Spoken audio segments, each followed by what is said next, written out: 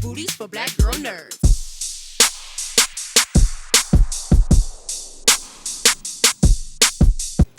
Hey, this is Jamie with Black Girl Nerds, and we are talking with the cast and director of The Fantastic Four: First Steps. So stay tuned for some exciting interviews and so much more. Right, Herbie?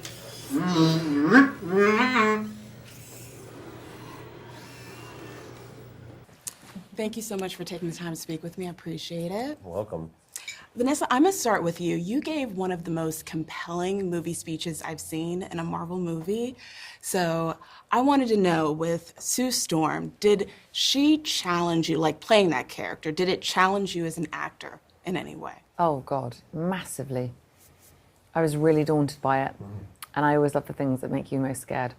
And I was definitely scared because she's so loved and because she's been, her story's been told for so many years, and I was just one small part of joining her long history. And also that, you know, God, she has to be so many things.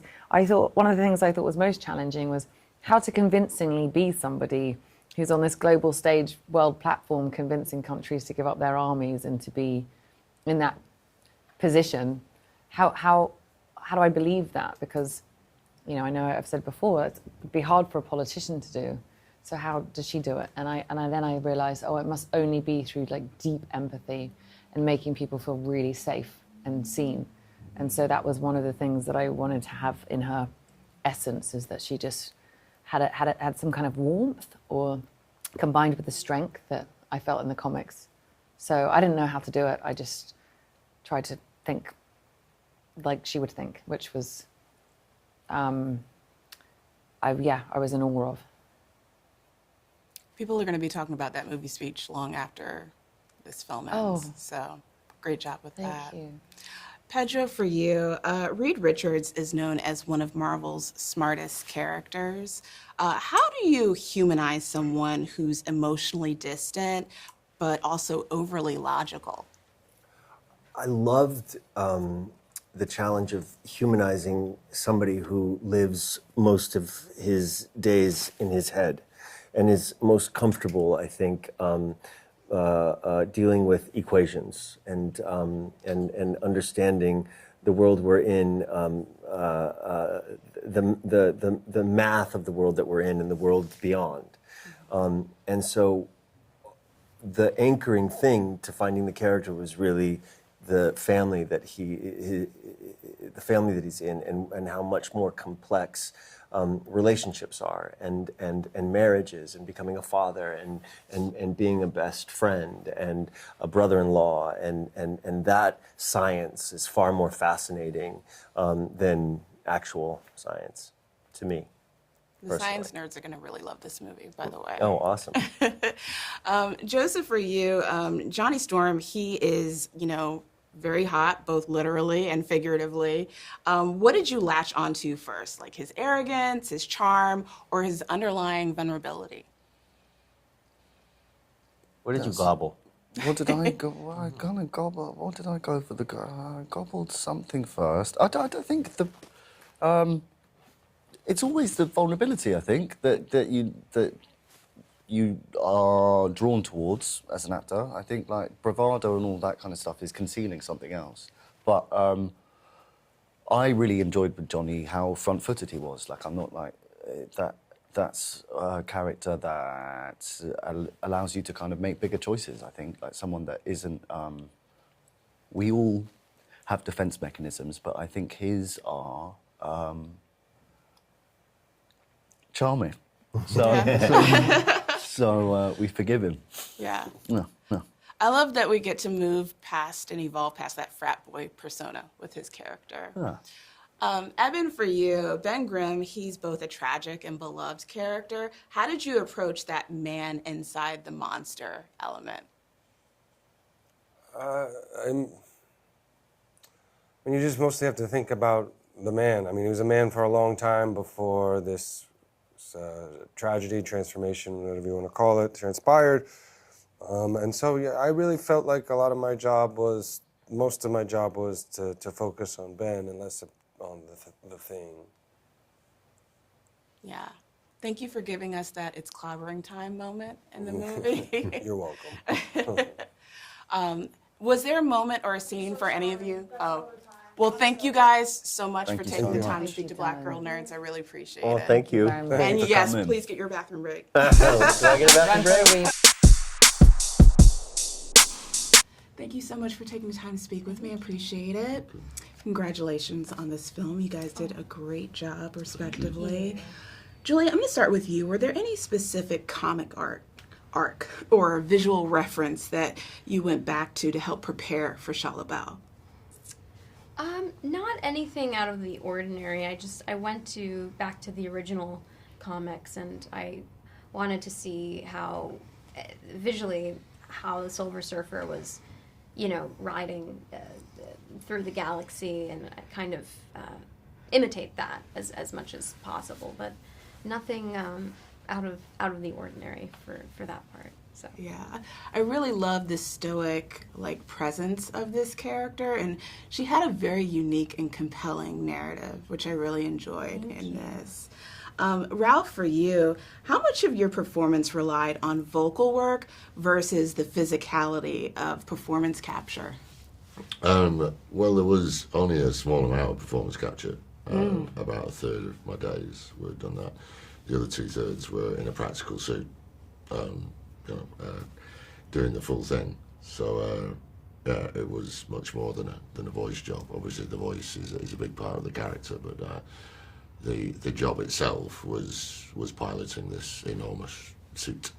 Yeah, a huge existential character. Yeah. Julia, back to you. Shalabal is this cosmic nomad. Were there any aspects of her personality that resonated with you, but also helped you get into the psyche of this character?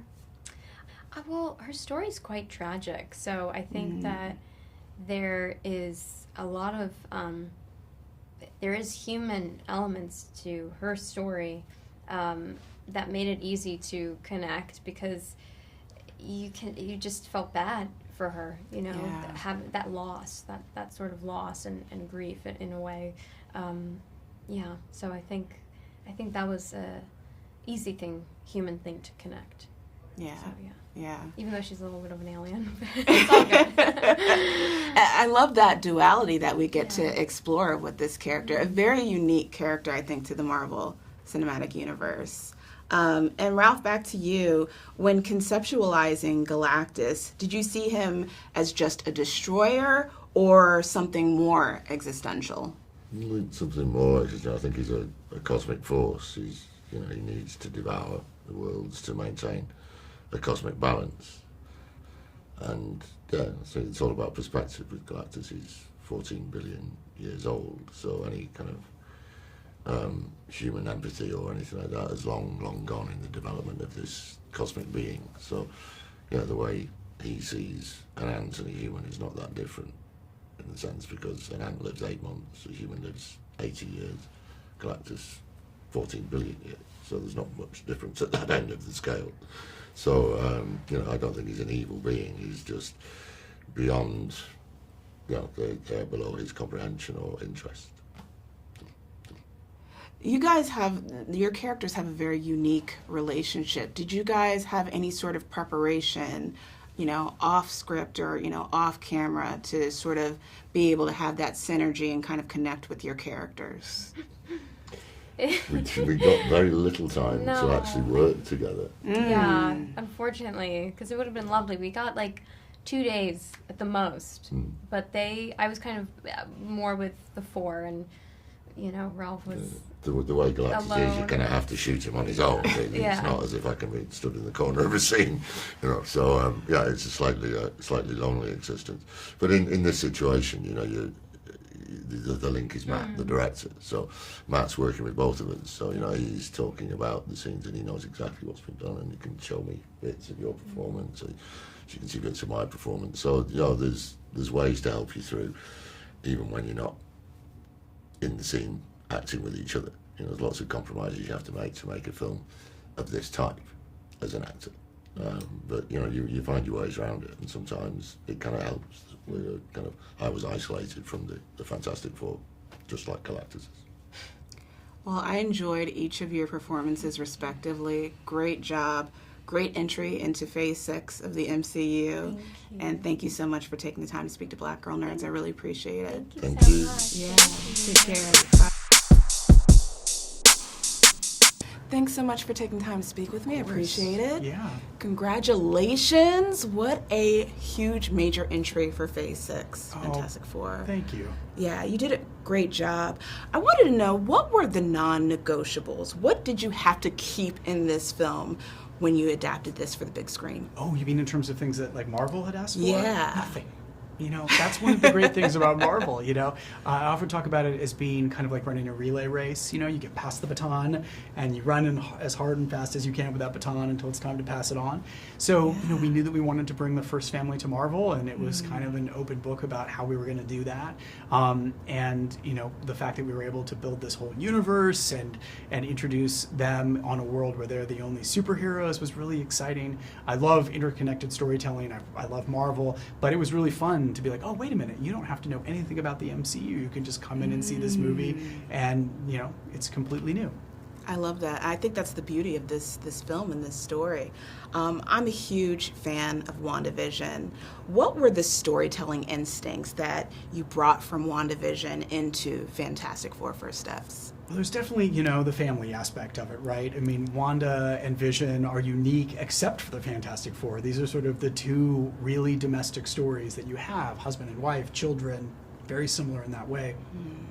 But then WandaVision was also a stylistic, you know, exercise as well in recreating all of these sitcoms and being very authentic in how we recreated them. And here we were building our own retro future 60s world that also had to be authentic. It wasn't a sitcom, it was a full world and it had to be real, but it required the same level of kind of stylistic innovation and research and experimentation in order to make them both, I think, believable. Yeah, indeed. I mean, you're bringing in these really great legacy characters like Galactus and Silver Surfer.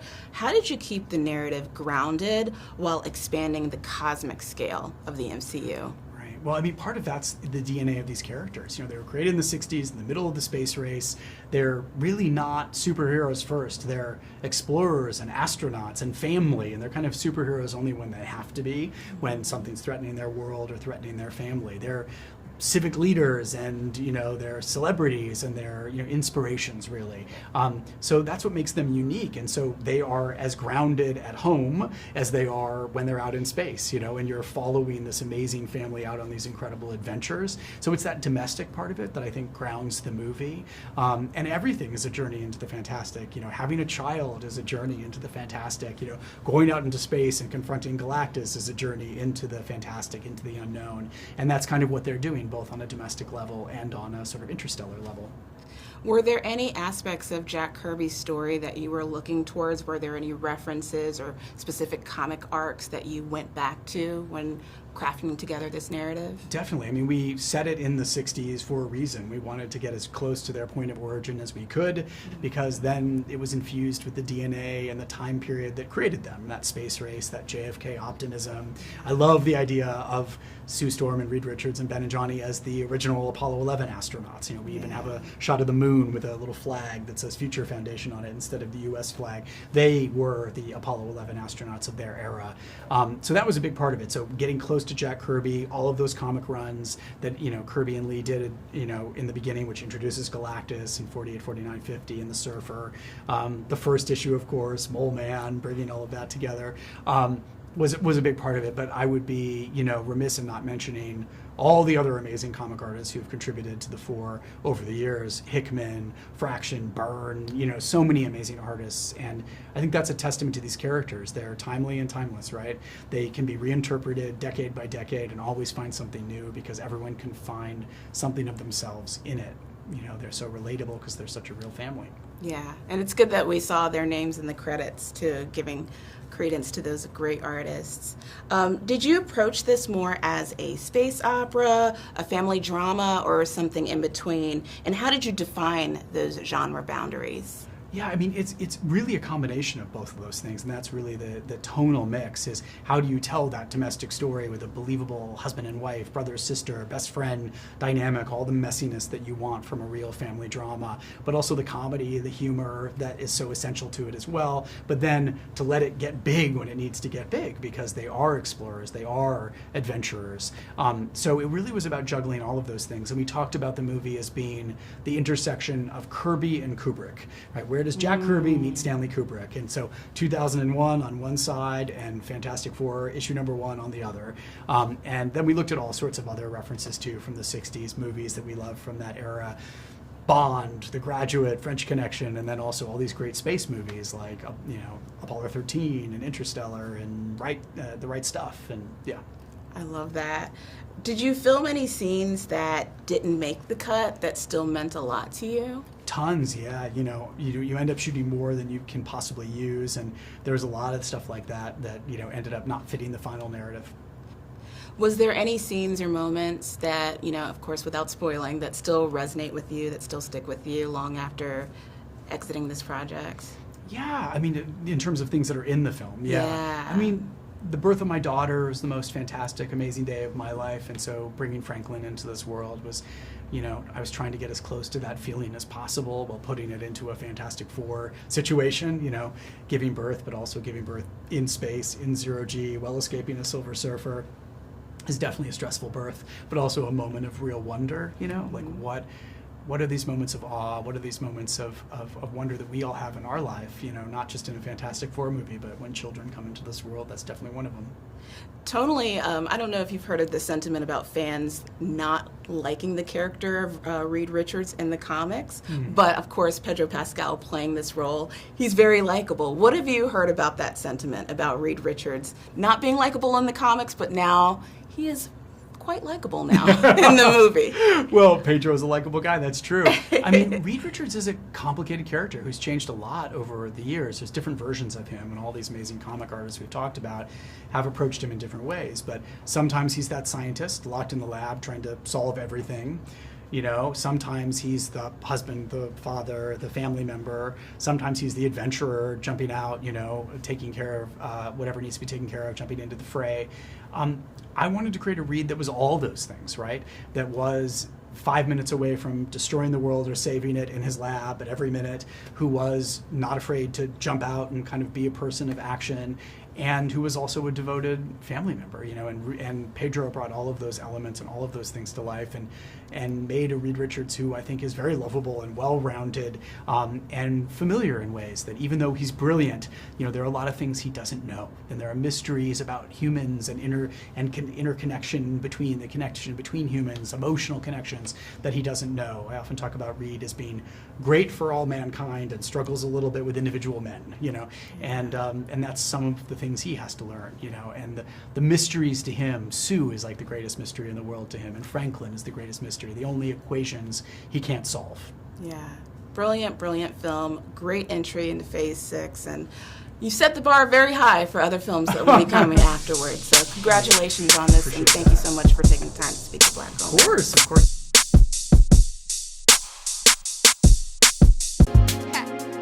Better shake your booties for Black Girl nerves.